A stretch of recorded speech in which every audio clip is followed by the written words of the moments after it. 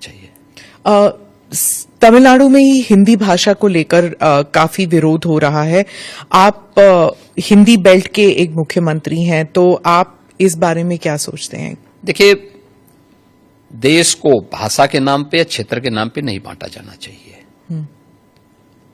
और हम आभारी हैं प्रधानमंत्री मोदी जी के, जिन्होंने वाराणसी में लगातार काशी तमिल संगमम की इस बार तीसरे संस्करण को भी यहां पे आयोजित करवाया। यानी एक तरफ काशी है और उत्तर प्रदेश है, जिसमें काशी तमिल संगमम का आयोजन हो रहा है।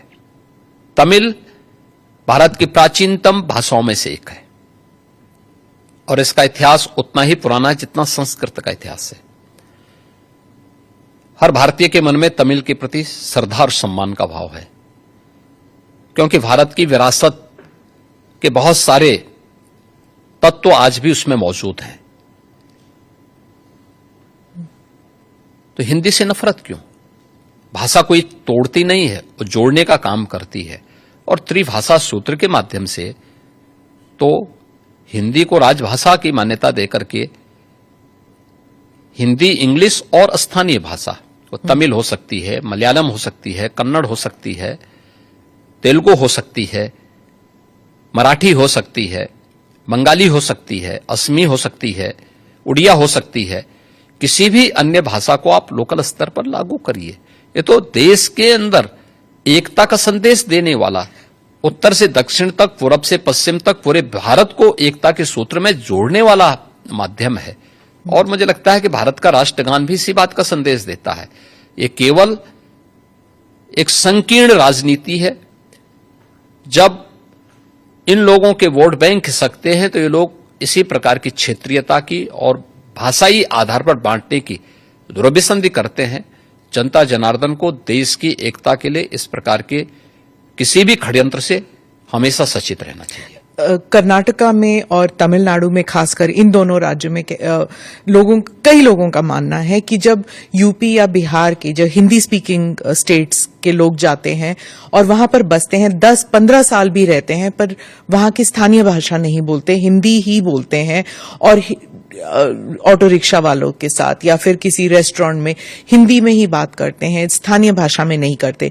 लेकिन उन राज्य से जब लोग उत्तर प्रदेश आते तो हिंदी बोल लेते हैं, हिंदी में ही बात करते हैं, क्योंकि कामकाज की जो भाषा है वो हिंदी है।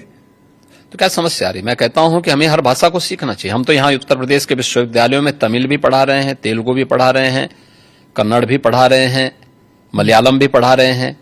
और यही नहीं पढ़ा रहे हैं, हम लोग विदेशी भाषाओं को भी यहां पढ़ा रहे हैं यहाँ के विश्वविद्यालयों में।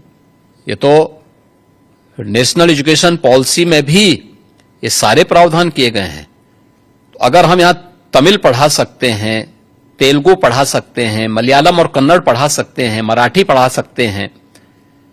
कल ही मैं बिठूर में गया था, नानाराव पेशवा के पावन जयंती कार्यक्रम के साथ जुड़ने के लिए गया था। बिठूर महोत्सव के साथ हमने भारत के 1857 के प्रथम स्वतंत्र समर के इस महानायक के सम्मान के साथ बिठूर महोत्सव को जोड़ा था। नानाराव पेशवा के ही महल में बचपन में महारानी लक्ष्मीबाई ने तीरंदाजी भी सीखी थी, युद्ध कला सीखी थी और वहीं से उन्होंने युद्ध के सारे गुण सीखने के बाद फिर 1857 में अंग्रेजों को परास्त किया था। अगर हम इन सभी भाषाओं को उत्तर प्रदेश के विश्वविद्यालयों में पढ़ा सकते हैं तो तमिलनाडु के विश्वविद्यालय में भी अगर हिंदी पढ़ा दी जाए, क्या बुरा है? मुझे लगता है कि हमें थोड़ा विराट स्वरूप रखना चाहिए देश के लिए। कुछ क्षण तो देश के लिए निकालो।